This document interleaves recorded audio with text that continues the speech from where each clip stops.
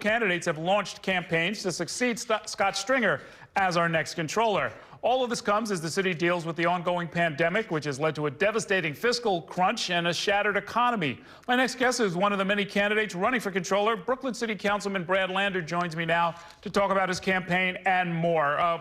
Thanks for joining us and congratulations.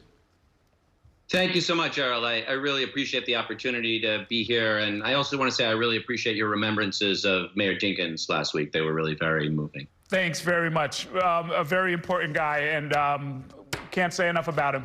Let's talk about you. It is safe to assume that City Hall is going to be drowning in red ink next year and into 2022, making it important that our city gets full value for every dollar that is spent. What would you do as controller to make sure that we are catching waste and finding savings? Yeah. Look, as it was in Mayor Dinkins' time, we're facing some of the greatest challenges of our lifetimes. Now, priority one has to be getting a handle on the pandemic and protecting public health. We need to bring relief to families waiting in line for food and small businesses who can't pay their rents. But when new leaders take office next year, we will be tasked with rebuilding our economy and our city. As you say, we're facing a severe budget crisis that requires making hard choices, and I've made those hard choices as a member of the council for the past decade.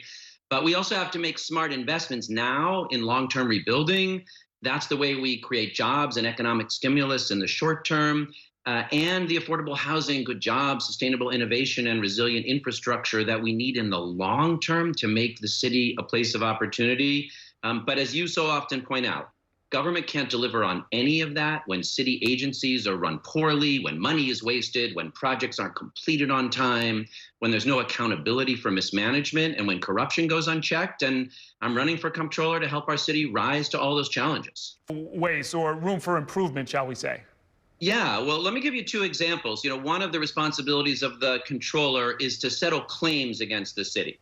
And you've talked about this before, but the two biggest areas of claims against the city are one, police misconduct, and two, traffic crashes caused by city drivers. So we need to put together the responsibility of the controller to review those claims with audits of the NYPD that get at police. And we also need to look at the agencies, which are FDNY, sanitation, parks, and NYPD, that are causing the crashes that are leading to those settlements, and then retrain drivers and hold them accountable. That's a set of ways we can actually prevent crashes, save lives, and save money. It's billions of dollars all at the same time. A big ticket item that is on the city's books is the plan to close Rikers. Should that be continued by the next administration, or is that a place where savings can be achieved as well?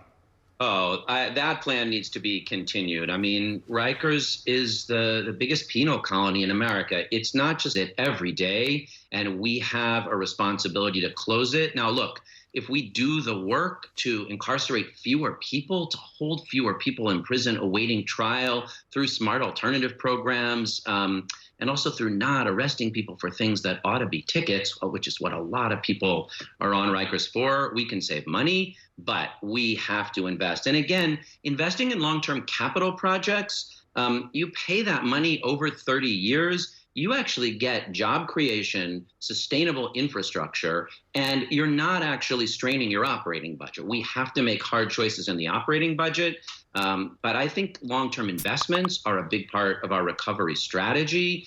That creates the platform for innovation and growth. And look, with the climate crisis coming, we have to invest in the sustainable infrastructure for our city for decades to come. We couldn't see the COVID crisis coming, and we paid for our lack of preparedness in lost lives, but we can see the climate crisis coming, and we know it will be even more devastating. And so it's our responsibility to take action now.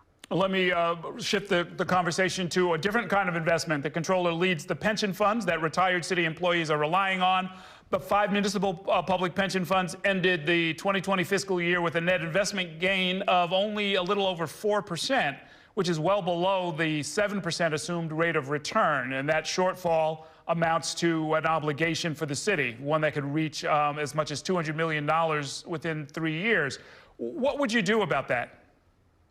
Yeah, well, look, the job of the controller is to take the long-term view. We've got to make sure those resources are there for our public sector workers and retirees when they retire. And so you want to make smart investments, but you also don't want to panic in, kind of one individual year. Sometimes what's happening in the short-term economy as there are stock buybacks or profit taking or things are shifting makes you kind of panic. So you want a team of really good investors who have been around for a long time. You're working with the pension funds boards and keeping your eye on the long-term view to make sure we're accounting for what's going to have the resources be there for those retirees. But also account for our values. Comptroller Stringer has rightly set us on the course of divesting from fossil fuels, and that's because oil, gas, and coal investments are too great a risk, both financially and existentially. Well, in fact, on that question of using social screens, what would you do if you've got to make a choice between those kind of goals you just described and firms that are doing well and would give a good return to the retirees? Well, look, let's be clear. You're a fiduciary. Your responsibility, your job one, is delivering retirement security to our public sector workers. So that's job one. But if you are smart and you do some planning and you set your values and your screens and your priorities up front, and you then give to your investment team, look, we think those fossil fuel extraction investments are too great a risk.